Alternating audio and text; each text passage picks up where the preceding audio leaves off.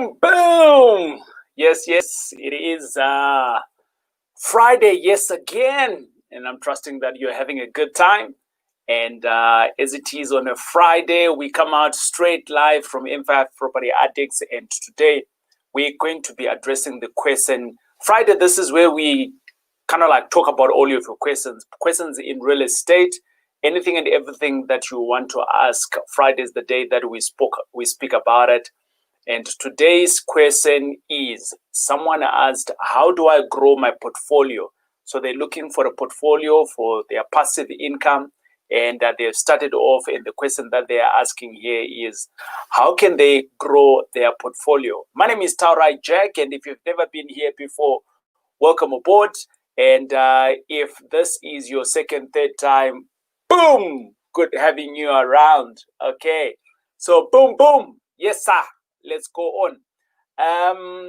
Let's get a couple of things out of the way. Thank you for everyone who attended group coaching last week.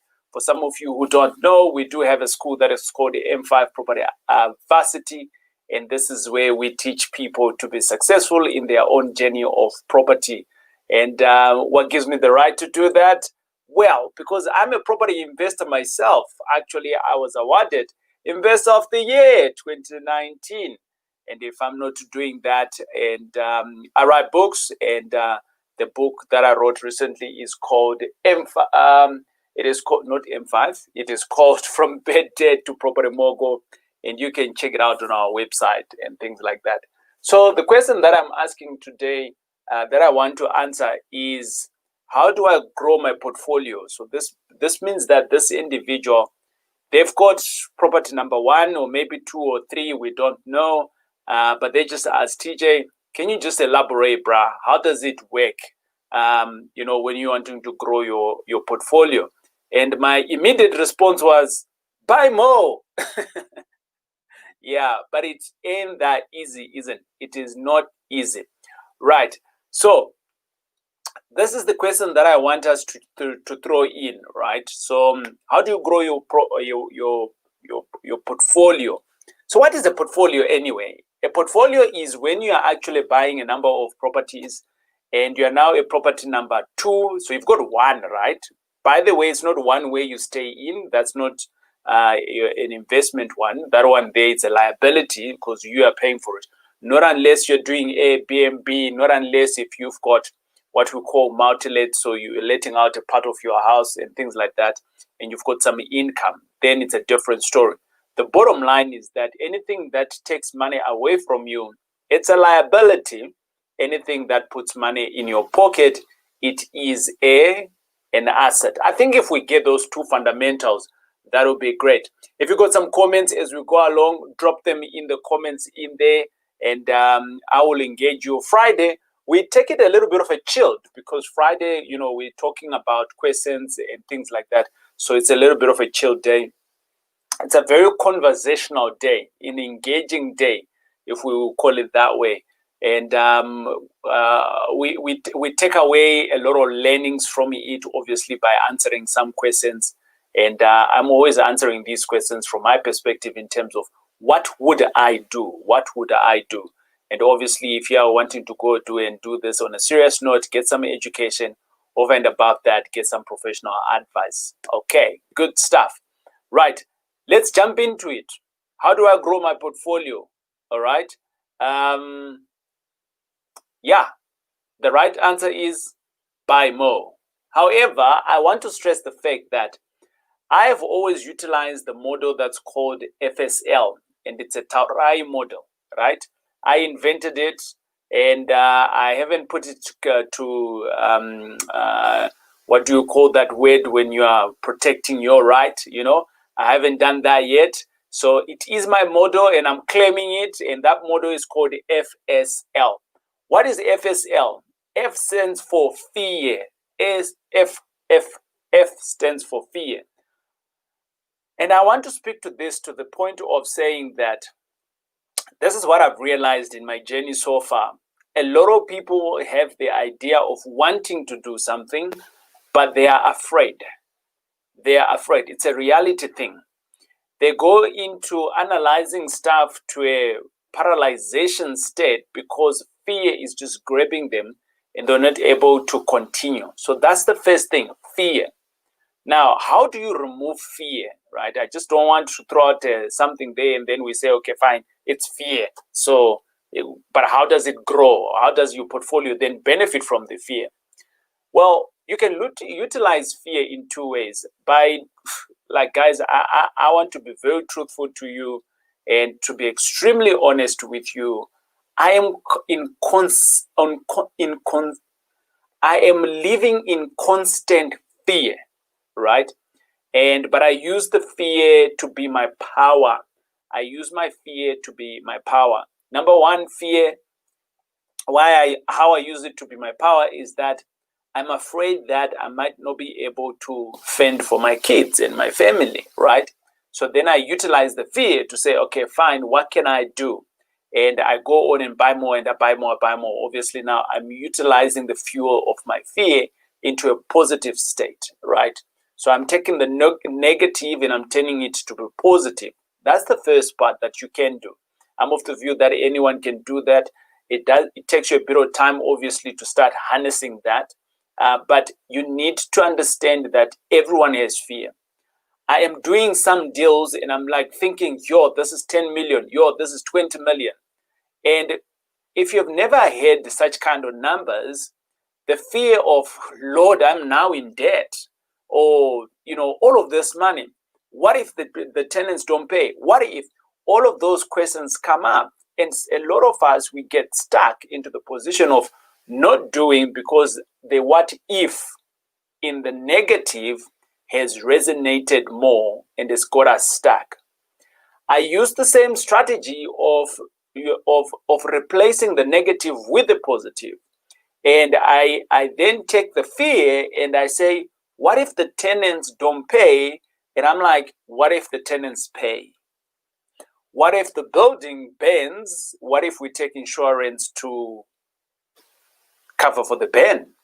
What if we lose everything? What if we gain everything? Now, when you are working in your power mode, or should I say in your positive mode, right?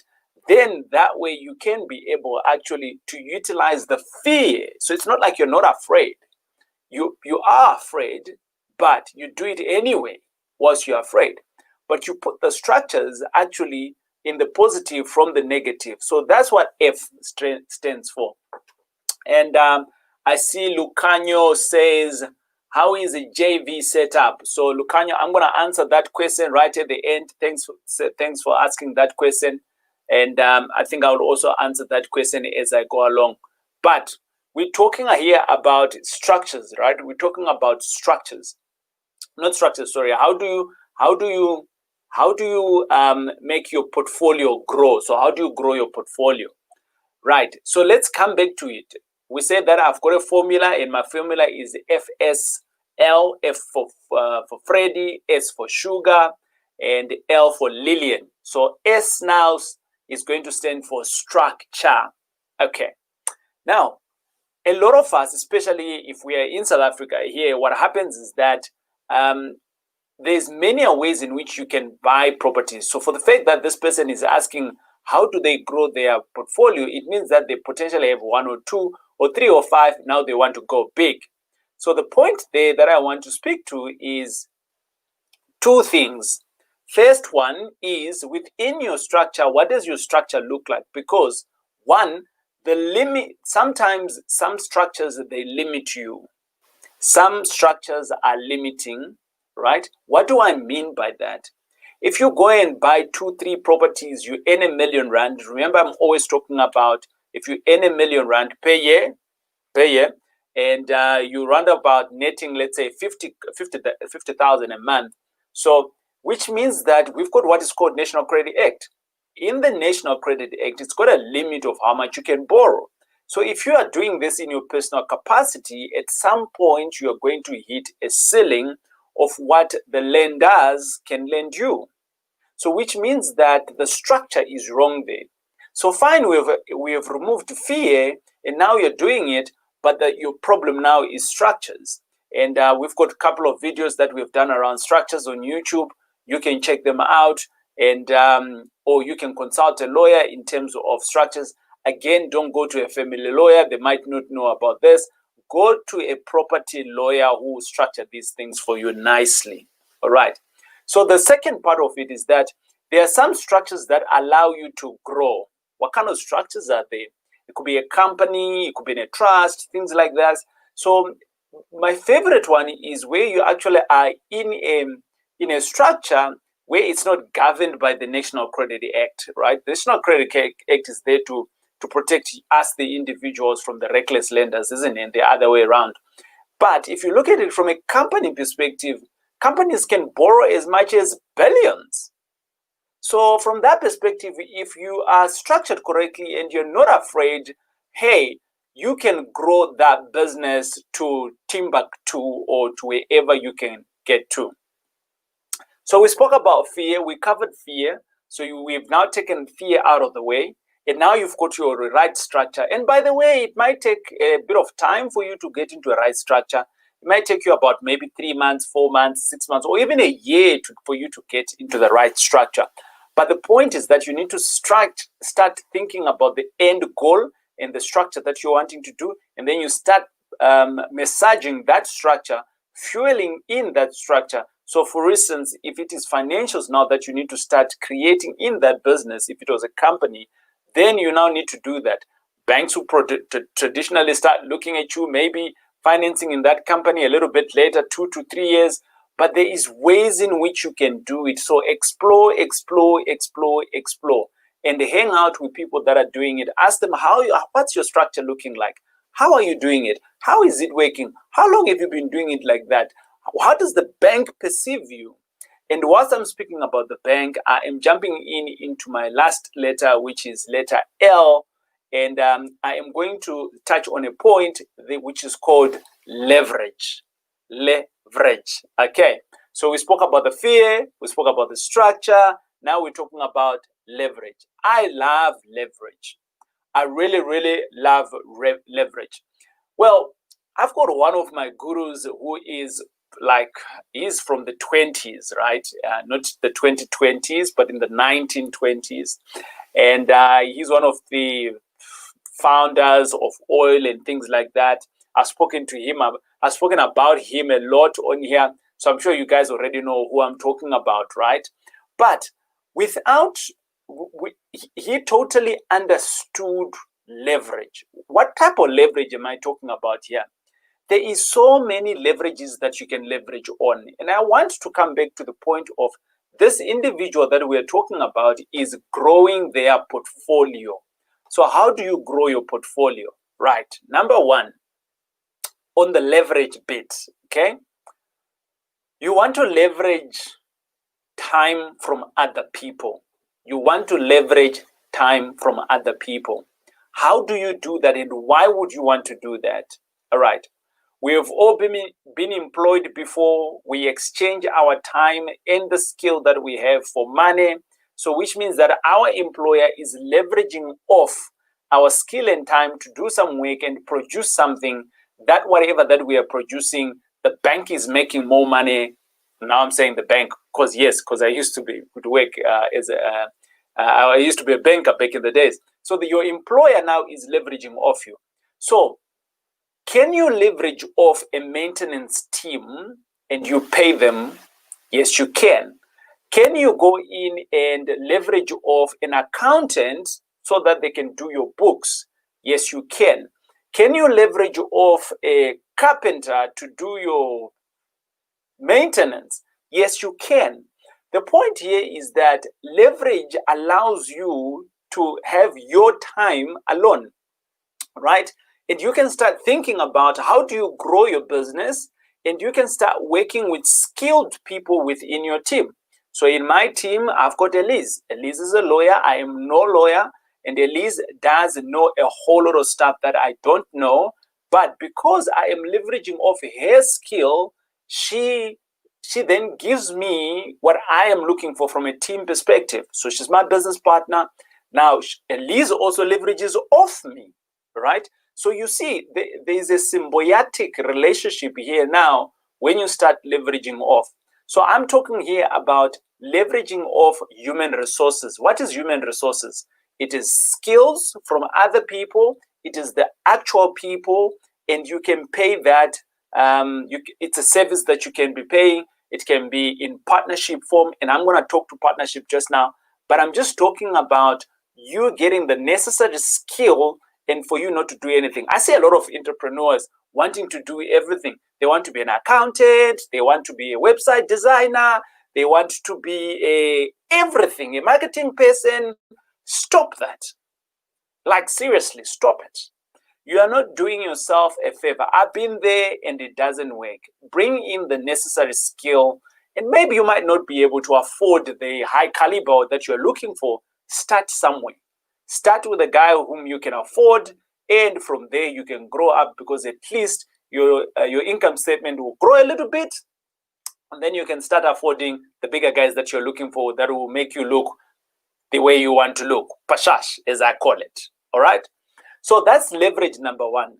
The second leverage, which we all know, are familiar with in property, we are always leveraging off the banks, right? So we go to the banks and we borrow some money. It's not your money, it's the bank's money, it's other people's money. That's what they talk about, other people's money.